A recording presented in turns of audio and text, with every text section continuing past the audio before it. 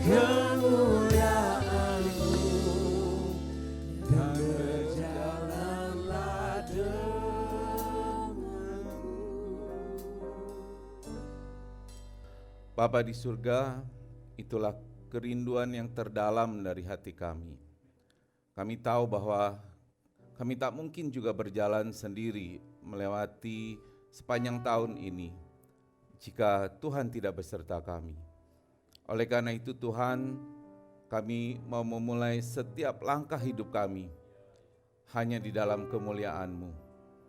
Itu sebabnya Tuhan, pagi hari ini kami juga memohon hikmat daripada-Mu, supaya ketika kami mendengar firman-Mu, firman-Mu itu sungguh boleh menjadi penuntun bagi kehidupan kami. Karena kami tahu Tuhan, firman-Mu itu adalah kebenaran yang akan membimbing kami, mengarahkan kami untuk hidup di dalam kebenaran, sehingga hidup kami boleh memuliakan Tuhan. Urapi kami semua dan terutama hamba-Mu ini yang tidak ada apa-apanya, untuk bisa menyampaikan firman-Mu di dalam terang Kristus. Hanya kebenaran firman-Mu yang akan disampaikan. Kami serahkan waktu ini sepenuhnya ke dalam tangan-Mu, di dalam nama Tuhan Yesus. Haleluya. Amin. Amin. Silakan duduk Bapak Ibu Saudara yang dikasihi Tuhan. Shalom.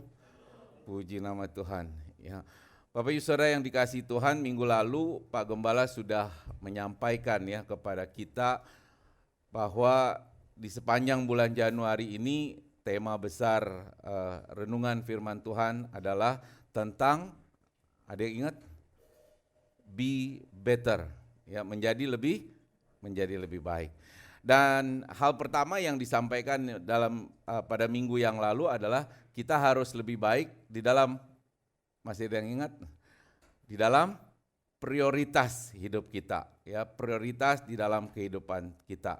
Nah, saya ulang sedikit, pesan yang disampaikan sudah jelas, ya, sangat jelas bahwa kita harus mendahulukan atau memprioritaskan Tuhan ketimbang hal-hal yang lain di dalam kehidupan kita. Ya, so sama-sama dengan saya katakan memprioritaskan Tuhan. Ya, memprioritaskan Tuhan itulah yang harus menjadi fokus utama di dalam kehidupan kita. Nah, semoga sepanjang minggu ini Bapak Ibu Saudara sudah melatih diri untuk memprioritaskan Tuhan, ya, mencari dahulu kerajaan Allah dan kebenarannya, sehingga apapun bisa ditambahkan kepada kita, ya.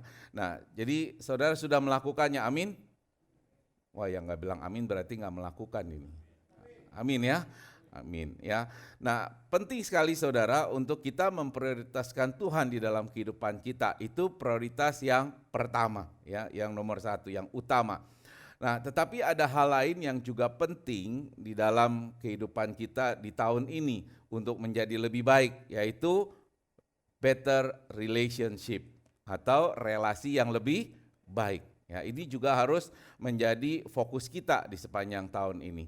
Nah, mari saya ingin mengajak Bapak Ibu Saudara untuk membaca satu ayat saja dari Amsal pasal 12 ayat yang ke-26. Sudah saya siapkan di depan, jadi kita baca aja sama-sama ya. 2, 3 mulai. Orang benar mendapati tempat penggembalaannya, tetapi jalan orang fasik menyesatkan mereka sendiri. Waktu pertama saya baca ayat ini saudara, jujur saya bingung maksudnya apa, mau arahnya kemana nih. Apalagi dikaitkan dengan tema hari ini renungannya, yaitu better relationship. Nah, oleh karena itu saya mau ajak saudara sekarang buka Google Map-nya, yuk buka, daripada buka Instagram ya, buka. Nah, nanti saudara ketik di situ ayat paralel. Ya, buka apa? Google Map? Bukan Google Chrome maksudnya.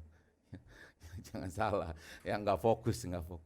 Coba buka Google Chrome-nya, ketik di search-nya ayat paralel. Ayat paralel, Amsal 12 ayat 26. Search. Ya.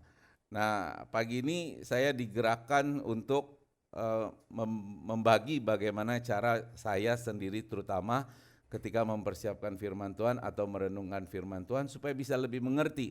Karena kalau baca gini aja, orang benar mendapati tempat penggembalaannya. Apa maksudnya ya tempat penggembalaannya? Tetapi jalan orang fasik menyesatkan mereka sendiri, itu udah jelas gampang. Tapi frase pertama ini agak membingungkan gitu. Ya, kalau sudah search nanti saudara cari yang namanya sabda. Ya, di webnya sabda.web. Ada ya? Ada nggak? Ada ya? Nah, ada, terus saudara cari di bagian yang bawah itu ada TBITL.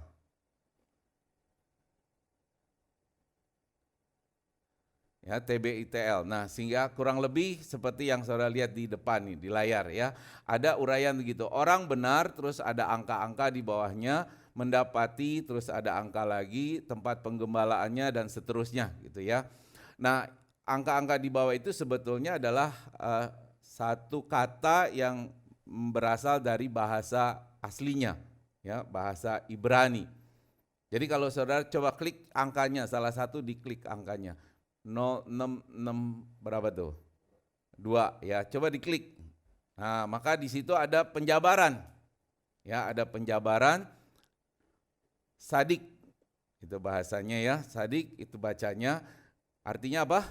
Ada benar, ada saleh dan seterusnya gitu. Ya, sehingga satu kata ini kita bisa mengerti apa maksudnya.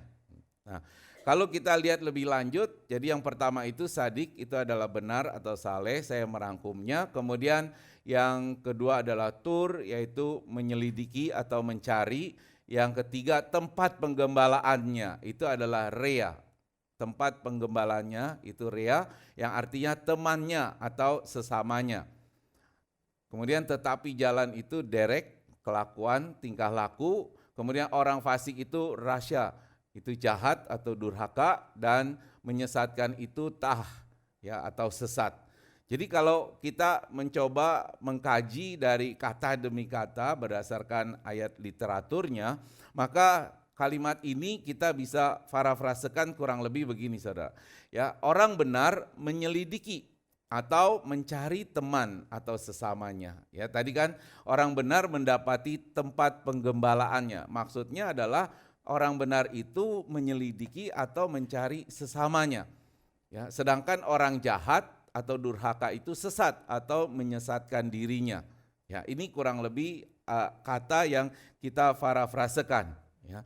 Nah, pengertian akan lebih kita dapatkan kalau kita mau compare dengan ayat dari terjemahan yang lain, bahasa yang lain. Saya ambil dari New King James Version, dikatakan begini, the writer should choose his friends carefully, for the way of the weak leads them astray. Jadi artinya jelas, orang benar hendaklah memilih sahabatnya dengan hati-hati. Nah, itu maksud ayat yang pertama tadi. Orang benar mendapati tempat penggembalaannya. Maksudnya adalah orang benar hendaknya memilih temannya dengan hati-hati. Ya. Nah, ini hal yang penting yang perlu kita renungkan hari ini, yang sepanjang tahun ini menjadi satu pesan buat kita semua, Bapak Ibu Saudara. Ya, bahwa di tahun ini kita harus cari teman, cari sesama dengan hati-hati. Kenapa? Karena kalau kita salah pergaulan itu bisa mencelakai kehidupan kita, bahkan merusak satu bangsa. Ya, saya mau ambil satu contoh di Alkitab ya, satu contoh di Alkitab penggambarannya, di mana di Alkitab itu ada seorang tokoh, ya, bahkan dia adalah seorang raja yang sangat kaya dan terkenal sangat arif bijaksana. Ya, tentu saudara tahu siapa dia? Dia adalah Raja Salomo. Ya, Raja Salomo. Namun dikatakan begini, Raja Salomo itu mencintai banyak perempuan asing. Dia punya kurang lebih 700 istri apa selir gitulah. Total ada 1000 kurang lebih. Ya, 1000 wanita. Ya, karena dia sangat mencintai ya, banyak wanita. Hah? Om punya berapa, Om Ben? Satu aja, enggak 1000 ya. Ya, nah jadi dia juga mencintai Firaun, putri Firaun. Ya, dia juga punya perempuan Moab, orang Amon. Edom, Sidon, dan Het. Ya, padahal ya Tuhan itu menentang hal itu. Ya, Tuhan tidak senang. Makanya Tuhan berfirman di depannya, janganlah kamu menyatu dengan mereka atau berteman dengan mereka, dan mereka pun janganlah menyatu dengan kamu. Sebab pastilah mereka akan mencondongkan hatimu kepada ilah-ilah mereka. Ya, hati Salomo telah terpaut kepada mereka dengan cinta. Jadi Tuhan sudah peringatkan nih kepada Salomo, ya, jangan bersatu, berteman, apalagi jadikan mereka istri, karena mereka itu akan mengalihkan ya fokus Salomo kepada ilah-ilah yang lain. Karena kita tahu perempuan-perempuan itu adalah bukan menyembah Allah tetapi menyembah dewa-dewa, ya. Salah satunya adalah Asitoret, ya, Asitoret. Nah, Bapak Ibu Saudara sekalian, akibatnya itu maka Tuhan pun murka kepada Salomo, ya. Tuhan murka kepada Salomo sebab hatinya telah berpaling dari Tuhan. Nanti saudara baca di 1 Raja-Raja 3. Ya, yuk kita buka deh. 1 Raja-Raja 3. Ya, di ayat 9 dituliskan, Tuhan pun murka kepada Salomo sebab hatinya telah berpaling dari Tuhan, dari Allah Israel yang telah 2 kali menampakkan diri kepadanya. Jadi sebenarnya Salomo ini saudara, ya, dia adalah seorang yang sangat dikasihi Tuhan. Nama Salomo sendiri itu artinya adalah damai. Dan sejak bayi, sejak anak-anak, Salomo ini sangat dikasihi oleh Tuhan. Ya, itu sebabnya Salomo punya nama alternatif lain, ya mungkin kita nggak pernah tahu ya. Namanya adalah Jedidiah, yang artinya adalah orang yang dikasihi Tuhan. Ya, jadi Salomo ini orang yang sebetulnya sangat disayang oleh Tuhan. Dan ketika dia mulai diteguhkan sebagai raja, maka Salomo itu betul-betul sangat disukai oleh Tuhan. Ya, ketika dia menjadi raja, maka Tuhan menampakkan diri kepada Salomo dan bertanya, Salomo, kamu mau minta apa? Apapun yang kamu minta, aku akan berikan, kata Tuhan kepada Salomo. Nanti saudara baca di 1 Raja-Raja, ya. Dan luar biasanya adalah Salomo tidak meminta kekuasaan, Salomo tidak meminta kekayaan, ya, dia tidak meminta harta benda, tapi apa yang dia minta adalah hikmat dan kebijaksanaan. Ya, hikmat dan kebijaksanaan. Dan itu membuat Tuhan senang. Ya, membuat Tuhan senang. Maka Tuhan mengabulkan permintaan Salomo, yaitu memberikan hikmat dan kebijaksanaan. Tetapi sekaligus Tuhan juga berikan kekayaan. Tuhan berikan kekuasaan. Ya, sangat diberkati Salomo sehingga kita tahu dia menjadi seorang raja yang sangat kaya dengan hikmat yang sudah dikenal. Ya. Nah, namun akibat dia melanggar apa yang Tuhan perintahkan, dia salah pergaulan, kalau bahasa saya itu salah pergaulan, salah memilih perempuan-perempuan yang harusnya tidak dia lakukan.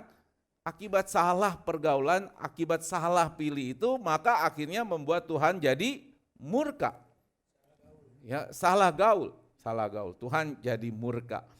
Nah, ini yang kalau kita lihat saudara, buat saya satu pesan penting yang mau disampaikan hari ini, bahwa kita harus mengevaluasi kehidupan kita saudara. Jangan-jangan mungkin selama ini kita juga seperti Salomo, ya, salah memilih teman, ya, salah bergaul, sehingga akhirnya membuat kita sedikit demi sedikit fokus kita beralih.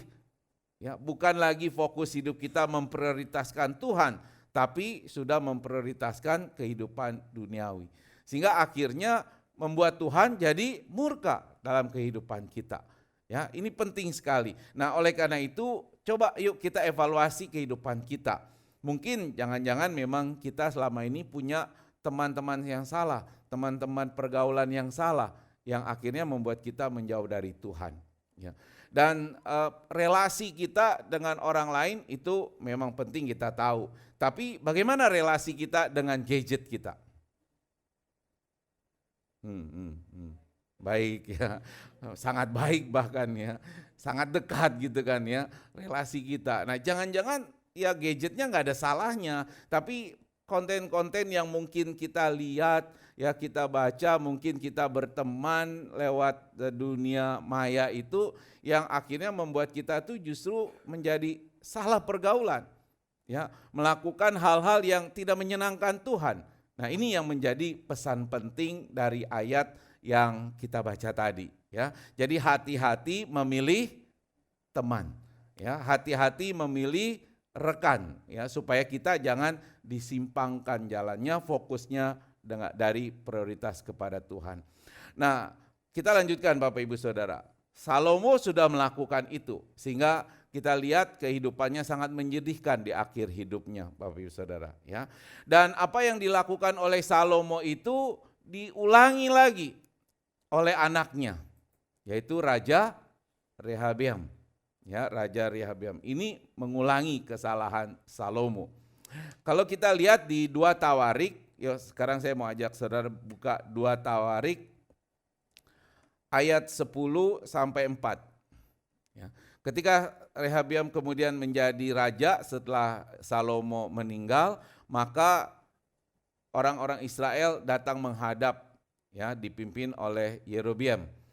Nah, orang-orang Israel ini selama masa Salomo itu akhir-akhir kehidupannya diberikan beban berat, ya, ada tugas kerja paksa, ada harus bayar pajak yang berat. Ini dikenakan oleh Raja Salomo. Nah, maka orang-orang Israel datang kepada Raja Rehabeam. Mereka bilang begini, ayahmu telah memberatkan tanggungan kami, maka sekarang ringankanlah pekerjaan yang sukar yang dibebankan ayahmu dan tanggungan yang berat yang dipikulnya kepada kami supaya kami menjadi hambamu. Ya, ini 2 Tawarik pasal 10 ayat yang keempat. Nah, mendapat satu pengajuan, ungkapan, permohonan dari orang Israel ini, tuntutan yang dilakukan oleh orang Israel, kemudian Rehabeam bertanya, meminta nasihat dari para tua-tua bijaksana yang mendampingi Salomo selama ini. Maka tua-tua itu menjawab kepada Rehabeam, dia katakan begini, jika engkau di ayat 7 mau berlaku ramah terhadap rakyat itu, mau menyenangkan mereka dan mengatakan kepada mereka kata-kata yang baik, maka mereka akan menjadi hamba-hambamu sepanjang waktu. Jadi para tua-tua menasihati Salomo supaya menjawabnya dengan kata-kata yang baik, ya.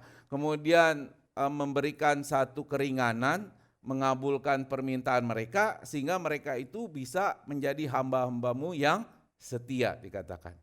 Nah, tapi Raja Rehabeam enggak puas, maka dia tanya juga kepada teman-temannya, ini salah pergaulan lagi nih, ya, meminta nasihat teman-temannya orang-orang muda. Nah, teman-temannya orang-orang muda itu mengatakan begini, beginilah harus kau katakan kepada mereka orang Israel itu, kelingkingku lebih besar daripada pinggang ayahku. Maka sekarang ayahku telah membebankan kepada kamu tanggungan yang berat, tetapi aku akan menambah tanggungan kamu. Jadi bukan diringankan, malah ditambah beratnya. Ayahku telah menghajar kamu dengan cambuk, tetapi aku akan menghajar kamu dengan cambuk yang berduri besi. Ya. Bukan diringankan, bukan dibaik-baikin, tapi malah diancam dengan tindakan yang lebih berat. Ya. Diancam dengan hukuman yang lebih berat. Nah, Rehabeam mengikuti nasihat teman-temannya orang-orang muda ini. Ketimbang mendengar nasihat para tua-tua yang bijaksana itu, dia ikut nasihat teman-teman yang muda itu. Maka dia sampaikan itu kepada bangsa Israel. Ya, saudara tahu kalau saudara baca nanti akibatnya adalah bangsa Israel memberontak terhadap Raja Rehabeam. Dan disitulah terjadi pecahnya bangsa Israel. Jadi ada Yehuda, ada Israel. Mereka terpecah akibat si Rehabeam lebih mendengar nasihat teman-teman mudanya, ya. Salah pergaulan, ya, mendengarkan nasihat-nasihat yang kurang bijaksana, ya, akhirnya kacau balau. Nah, dari ini kita juga perlu mungkin mengevaluasi diri. Kalau kita bergaul dengan orang-orang yang tidak benar, maka kita akan cenderung mendapat nasihat-nasihat yang tidak benar. Ya, nasihat-nasihat yang tidak baik yang pada akhirnya akan merusak diri kita sendiri. Ya, itu sebabnya kita harus hati-hati memilih teman. Harus hati-hati dengan siapa kita berelasi, Bapak Ibu Saudara. Supaya jangan menjauhkan kita dari Tuhan dan jangan merusakkan kehidupan kita sendiri. Ya, karena sejak dulu saya memahami satu statement ya dari saya sendiri yang mengatakan begini, nasib hidupmu itu tergantung dengan siapa engkau bergaul. Ya, ulang. Nasib hidup kita tergantung dengan siapa kita bergaul. Ya, bahkan baru-baru ini saya baca ada satu pernyataan gini. Kalau kita berteman dengan 1, 2, 3 orang kaya, maka kita akan jadi yang keempat. Gitu ya. 1 orang, 2, 3 orang kaya, kita bisa jadi yang keempat. Ya. Jadi memang kehidupan kita ini sebagian itu terpengaruh oleh orang-orang di sekeliling kita, dengan siapa kita bergaul, ya, termasuk dengan siapa kita memilih pasangan hidup. Ya. Kalau kita memilih pasangan hidup yang jauh dari Tuhan, ya mungkin sebagian orang bilang ya kita jalan masing-masing Pak, ya tapi pasti akan ada satu saat menyadari bahwa perbedaan agama di dalam hubungan relasi suami istri itu enggak akan, yang berbeda agama tidak akan membuat mereka satu hati menyembah Tuhan yang sama. Kalaupun jalan masing-masing sudah pasti guarantee enggak mungkin yang satu ini bisa fokus sama Tuhan. Ya, karena tidak ada saling dukung, tidak ada saling melengkapi satu dengan yang lain. Nah, itu sebabnya Bapak Ibu Saudara penting sekali kita menjauhkan diri dari pergaulan yang tidak baik dan harus membangun relasi dengan lebih baik terhadap orang-orang yang baik yang ada di sekitar kita, bukan dengan orang-orang yang fasik. Amin Bapak Ibu Saudara. Amin ya. Nah, kita tahu bahwa tadi Diakan Monci sudah mengatakan manusia itu merupakan apa? Makhluk sosial ya, yang tidak bisa hidup sendiri memang, sehingga manusia itu perlu berelasi dengan orang lain. Ya, perlu menjalin hubungan dengan orang lain. Dan itu sebabnya ada yang namanya hubungan keluarga, hubungan pertemanan, hubungan rekan kerja, termasuk hubungan romantis bagi yang masih single ya. Kalau udah mulai ketemu ya ada hubungan romantis. Ya, ada juga berbagai relasi yang kita bangun di dalam kehidupan kita. Nah, kesemuanya itu merupakan buat saya adalah relasi kita dengan sesama. Ya, relasi kita dengan sesama. Dan tahukah saudara, menurut kedokteran, ketika kita mempunyai relasi yang baik, relasi yang sehat dengan orang-orang di sekeliling kita, itu akan membuat kita terhindar dari gangguan kesehatan mental. Ya, terhindar dari depresi, stres yang akan mengganggu kesehatan fisik kita sendiri, organ-organ tubuh kita. Sehingga kita juga tidak akan mengalami gangguan kecemasan. Ini menurut kedokteran. Ya. Nah, selain itu hubungan relasi yang baik itu akan membuat kita bisa memiliki rasa percaya diri yang lebih baik, yang lebih tinggi dibandingkan ketika kita punya banyak masalah relasi dengan orang-orang di sekeliling kita. Ya. Nah, bahkan secara psikologis dikatakan relationship yang baik itu juga bisa meningkatkan empati kita dengan orang lain. Ya, dengan begitu kita akan merasa memiliki banyak orang dan banyak orang yang peduli dengan kita, sehingga kita merasa lebih comfortable di dalam kehidupan kita. Dan itu akan membuat imun tubuh kita itu jadi meningkat. Yang pasti akhirnya kesehatan tubuh kita juga akan meningkat. Ya, resiko penurunan kesehatan itu akan bisa lebih kurang, ya, lebih turun. Nah, sehingga saya mau katakan gini, kalau kita yang udah mulai kepala 4, ya mulai uzur, gitu. Kepala 4 belum ya, kepala 5 lah ya. Apalagi seperti Om Beni harus lebih banyak membuat relasi yang baik. Ya, punya bini banyak cocok. 1, 2, 3, 4. 7. Ya, harus makin punya relasi. Ya, supaya apa? Supaya makin sehat. Nah, makanya kalau yang mulai usia baya itu teman-temannya udah mulai habis karena udah berangkat duluan, tapi tetap harus mulai membina relasi dengan orang lain, ikut komunitas, kan itu yang terjadi ya. Supaya apa? Tetap bisa jadi sehat. Ini menurut apa? Kedokteran. Nah, sekarang menurut Alkitab gimana pandangannya tentang relasi? Ya, tadi juga sudah disinggung di awal oleh Kak Monci. Ya, apa menurut pandangan Alkitab tentang relasi? Ya. Nanti kalau saudara searching di tadi ya sabda.web tadi ya, di situ ada sebuah artikel yang menjelaskan bahwa kekristenan atau Kristianitas itu adalah bicara tentang relasi. Relasi itu adalah yang paling utama. Nah, banyak orang, terutama orang-orang di luar Kristen itu tidak memahami bahwa Kristianitas atau kekristenan itu adalah menempatkan relasi sebagai hal yang paling utama, yang lebih penting daripada aturan-aturan agama. Kalau di agama yang lain kan mungkin yang paling utama itu adalah ritualnya, ya, dari A, B, B, C, ritual itu penting. Tapi bagi kekristenan yang saya mau katakan adalah yang paling utama itu adalah bicara tentang relasi. Loh, kenapa kita harus mengutamakan relasi? Kan Tuhan Yesus sendiri berkata, apa hukum yang paling utama dan terutama? Ya, dia lupa. Kasihilah Tuhan Allahmu dengan segenap hatimu, dengan segenap jiwamu, dengan segenap akal budimu. Kasihilah Tuhan Allahmu. Berarti harus ada relasi yang baik dengan Tuhan. Relasi, bicaranya relasi. Dan hukum yang kedua yang setara dengan itu apa kata Yesus?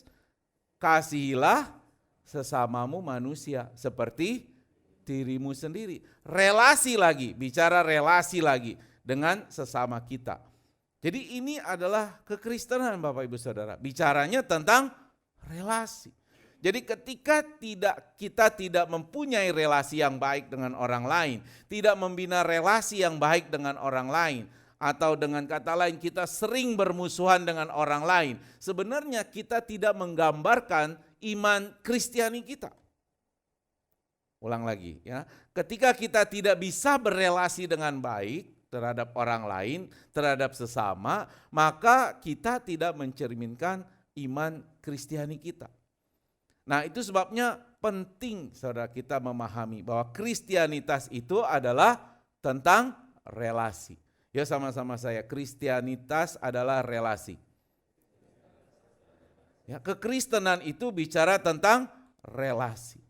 Nah, kalau kita mau melihat lebih lanjut ya, relasi kita dengan orang lain, dengan sesama, itu hanya bisa terjadi baik kalau kita punya relasi yang baik dengan Tuhan. Ya, saya mau kasih analogi begini. Kalau anggaplah lihat ini sebagai papan gitu ya, papan yang gini. Papan ini kan tidak stabil, bisa jatuh, bisa miring ya. Kenapa? Karena tidak ada penopangnya. Ya, tidak ada penopangnya. Tapi ketika papan ini kita taruh ada satu penopang, maka dia akan steady, betul ya? Halo, betul ya? Jadi akan jadi steady. Nah, kalau saudara lihat ini apa? Lihat apa berarti? Ya, salib. Ya, bicara salib. Kalau tidak ada hubungan yang baik dengan Allah, maka tidak mungkin hubungan kita dengan sesama akan menjadi solid dan stabil. Itu sebabnya prioritas utama, menyambung dari apa yang Pak Gembala sampaikan, prioritas utama kita adalah relasi kita dengan Tuhan. Itu harus menjadi prioritas utama. Dan kalau kita bicara better relationship, berarti kita harus mengutamakan relasi yang lebih baik dengan Tuhan di dalam kehidupan kita. Sehingga apa? Relasi kita dengan sesama itu menjadi baik, akan semakin baik. Dan ketika kita berelasi yang baik dengan Tuhan, maka percaya saya Tuhan akan menjauhkan teman-teman yang akan menyesatkan kita. Tuhan akan menyingkirkan orang-orang yang akan menjatuhkan kita. Kalau kita punya relasi yang baik dengan Tuhan. Ya, terutama nih remaja-remaja yang nanti cari jodoh, ya. Kalau punya relasi sama Tuhan yang baik, maka dijauhkan jodoh-jodoh yang akan menjerumuskan. Ya. Bagi yang masih belum punya. Kalau yang udah punya ya udahlah, terima apa adanya gitu ya. Ya, terima apa adanya. Nah, sehingga dengan demikian Bapak Ibu Saudara, ketika kita memandang salib, kita harus juga ingat bahwa salib inilah yang memperbaharui kita punya relasi dengan Tuhan. Betul ya? Tuhan Yesus datang ke dunia, kemudian dia melayani dan dia mati di atas kayu salib. Demi untuk apa? Untuk memperbaiki relasi kita dengan Allah. Relasi manusia yang rusak dengan Allah. Akibat apa? Jatuh dalam dosa. Dengan pengorbanan Yesus di atas kayu salib, dosa kita ditebus. Dosa kita dibayar sehingga tidak perlu lagi ada namanya korban penebusan dosa. Dan dengan diperbaruinya relasi kita dengan Allah, maka ini bicara tentang apa? Relasi antara anak dan bapa. Itu sebabnya setelah kita menerima Tuhan Yesus sebagai Tuhan dan Juru Selamat, maka kita memanggil Allah itu dengan kata apa? Bapa. Ya, dengan nama Bapa. Ini menunjukkan apa? Satu relasi yang kuat, satu relasi yang dekat antara anak dengan Bapa. Dan ini yang harus kita pertahankan Bapak Ibu Saudara. Ya, relasi kita dengan Tuhan harus menjadi semakin baik.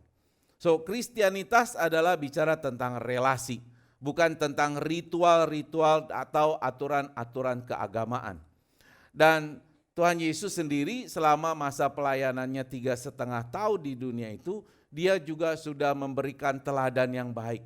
Karena apa? Dia membangun relasi yang baik dengan orang-orang yang ada di sekelilingnya. Bahkan juga dengan Allah sendiri. Ya. Yang pertama kalau kita bicara relasi Kristus dengan Bapa di surga itu sangat baik. Ya, itu sangat baik. Dari mana kita tahu relasi Kristus dengan Bapa sangat baik? Yuk kita buka Yohanes 10 ayat 30. Yohanes 10 ayat 30. Singkat aja itu ayatnya, Yohanes 10 ayat 30. Ada yang udah ketemu? Ya, saya bacakan buat saudara. Singkat sekali. Dia katakan begini, aku dan Bapa adalah satu. Ya, aku dan Bapa adalah satu. Jadi Yesus sangat menyadari dengan statementnya bahwa aku dan Bapa adalah satu. Dia dan Bapa adalah satu. Pernyataan itu saudara bukan hanya menyatakan bahwa Yesus itu adalah Allah karena mereka adalah satu.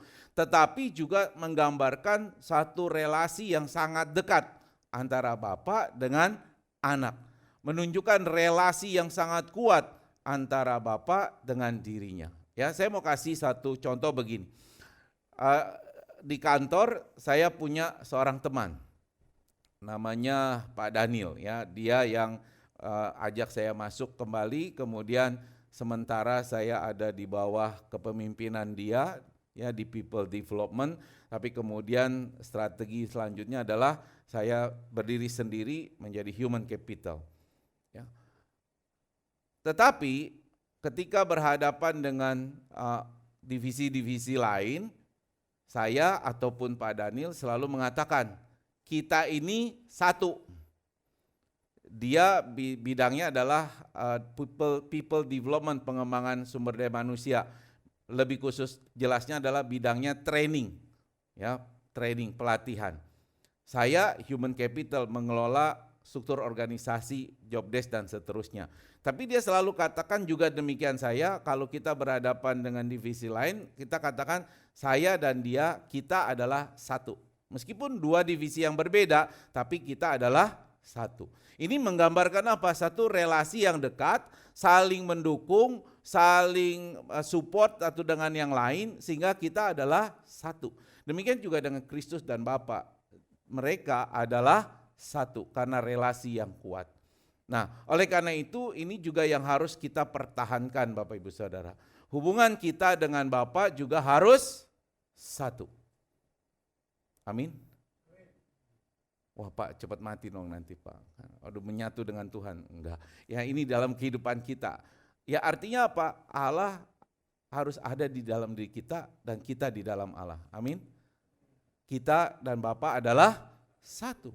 Jadi artinya kita harus membangun relasi yang terbaik, yang baik, yang terus semakin baik dengan Bapa di surga.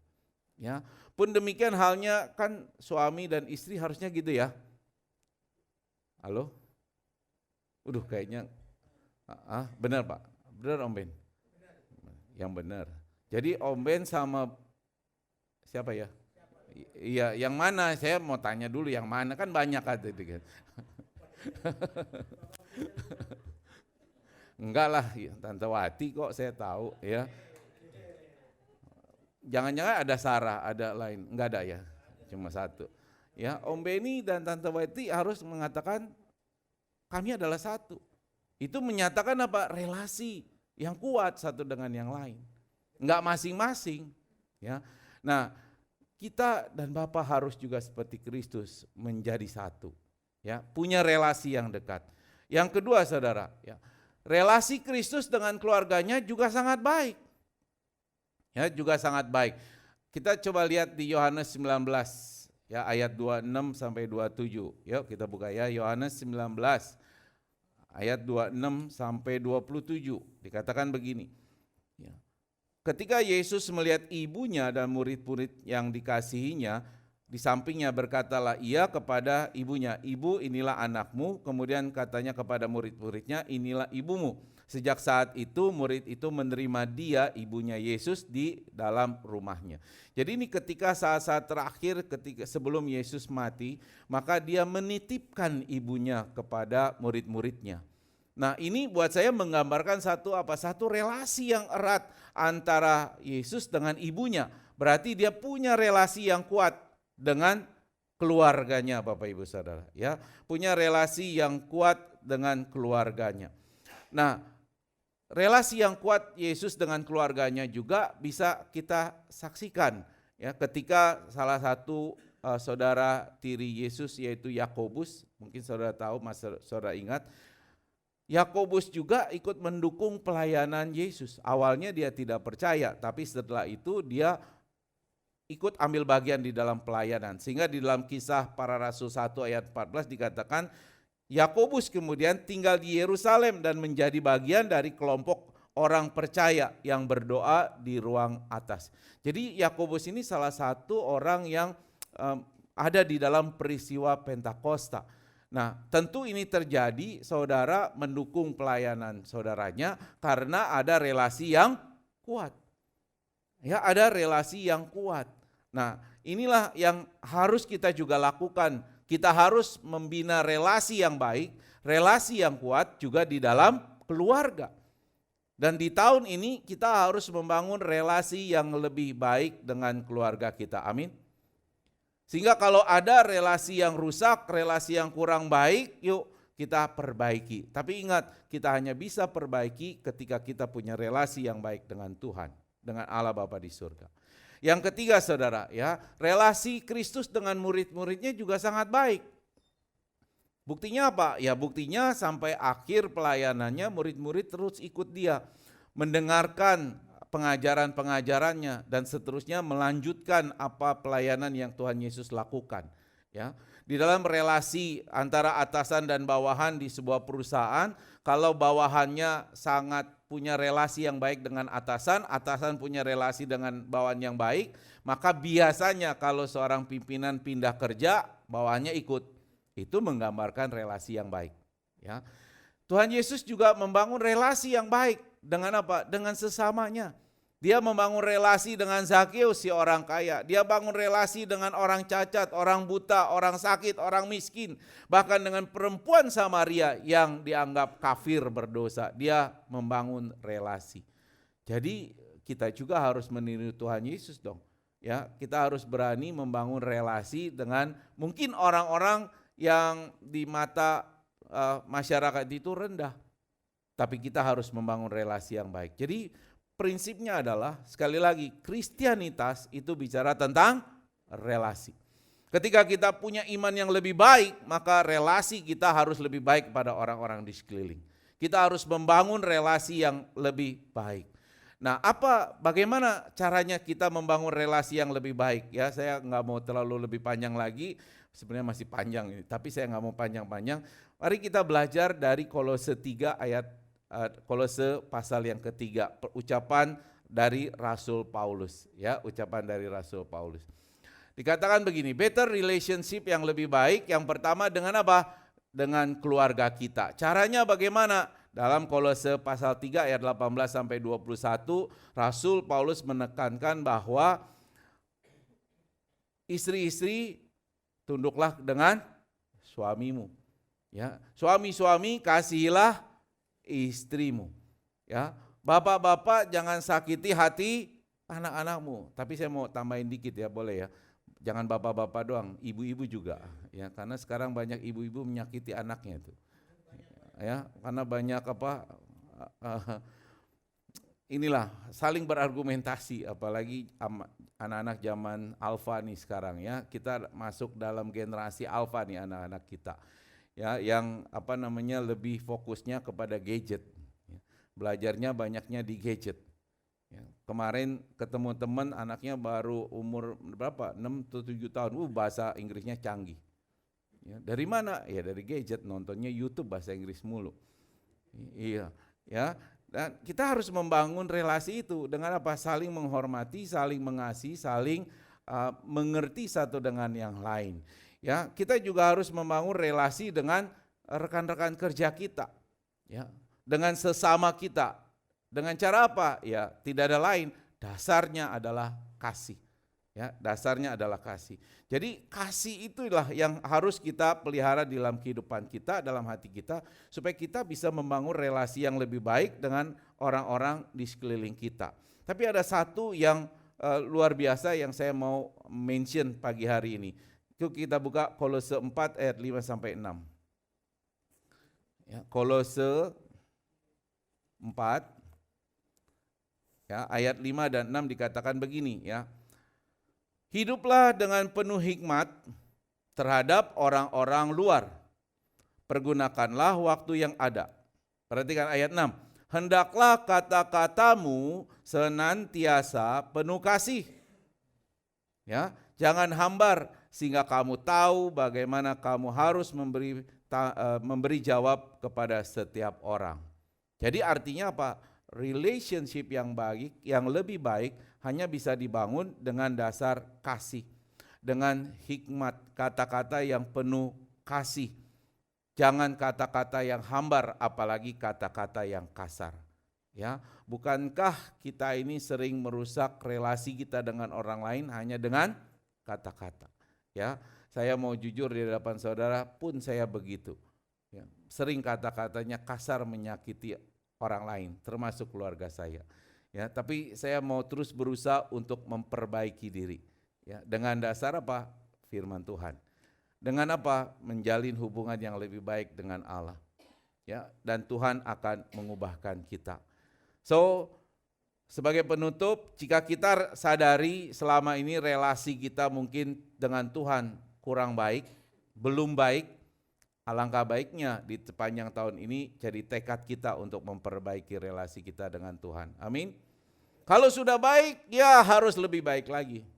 Ya harus lebih baik lagi. Kalau selama ini relasi kita dengan keluarga kurang baik, karena sikap kita, mungkin kata-kata kita, ya harus kita punya tekad. Tahun ini harus lebih baik. Ya, harus lebih baik. Supaya relasi kita dengan keluarga bisa diperbaiki. Kalau kita evaluasi mungkin relasi kita dengan orang-orang yang kurang baik, yuk kita tinggalkan. Jangan takut, kita tinggalkan mereka.